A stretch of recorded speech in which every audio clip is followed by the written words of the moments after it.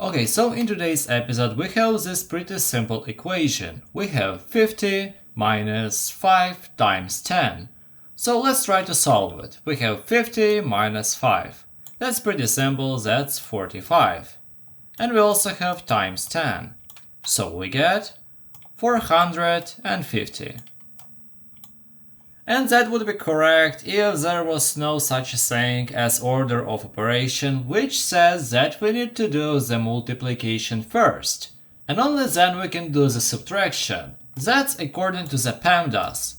P stands for parentheses, E stands for exponents, M and D stands for multiplication and division that have the same priority, and we also have A and S, and that is addition and subtraction that have also the same priority. So we need to do the multiplication first, and only then we can do the subtraction.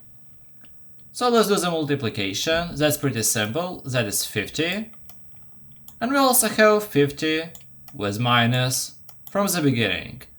So in the end we get 0. And 0 is the correct solution.